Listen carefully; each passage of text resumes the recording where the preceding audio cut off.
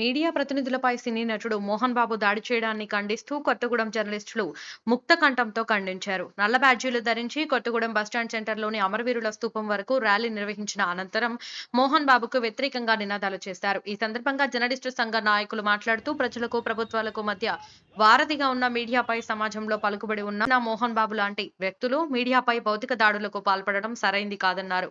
సమాజానికి వాస్తవాలు చెప్పడం కోసం పాత్రికేయులు వృత్తి నిబద్ధతతో పనిచేస్తారని, అలాంటి మీడియా ప్రతినిధులపై దాడి చేసిన మోహన్ బాబు మీడియాకు బహిరంగ క్షమాపణ చెప్పాలని, మీడియా ప్రతినిధులపై దాడి చేసిన మోహన్ బాబుపై కేసు నమోదు చేసి భవిష్యత్తులో ఇలాంటి దాడులు జరగకుండా రాష్ట్ర ప్రభుత్వం, పోలీసులు చర్యలు తీసుకోవాలన్నారు.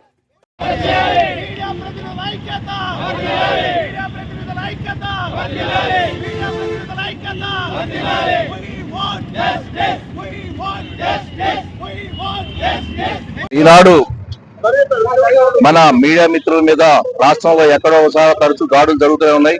ఈ దాడుల మీద ఎట్టి పరిస్థితుల్లో కూడా పోలీసు చట్ట ప్రకారంగా చర్యలు తీసుకోవాలని చెప్పేసి కూడా మేము యూనియన్ తరఫున డిమాండ్ చేస్తున్నాం.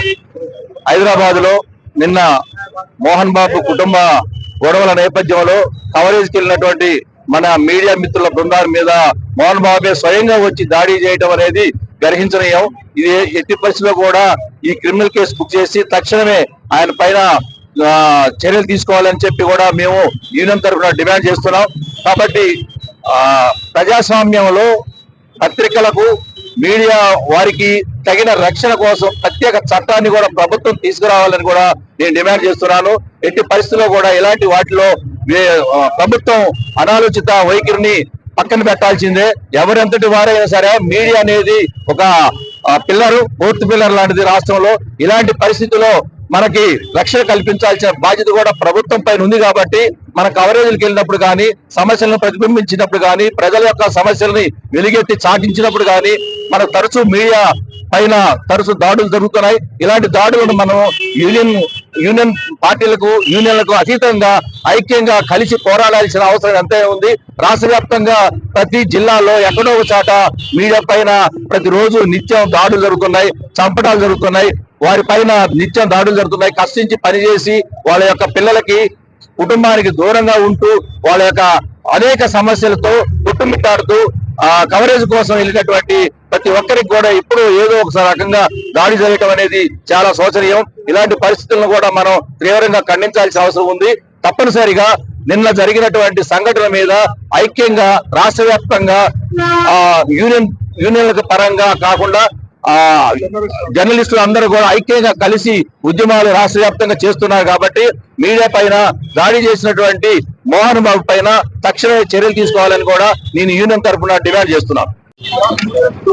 కవరేజ్ కు పోయిన జర్నలిస్టులపై సినీ నటుడు మోహన్ బాబు, ఆయన అనుచర వర్గం చేసిన దాడిని తీవ్రంగా ఖండిస్తున్నాం.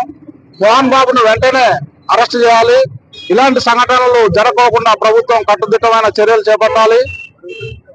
జర్నలిస్టులపై పెరుగుతున్న దాడులను అరికట్టేందుకు ప్రత్యేక చట్టంతో పాటు కఠిన చర్యలు కూడా ఉండాలని టీయూడబ్ల్యూజే తరఫున డిమాండ్ చేస్తున్నాం. సినీ ప్రపంచంలో ఎంతో పేరు ప్రఖ్యాతులు గాంచినటువంటి సినీ నటుడు మోహన్ బాబు మీడియాపై అనుచితంగా ప్రవర్తిస్తూ దాడికి పాల్పడటం చట్టరీత్యా నేరం.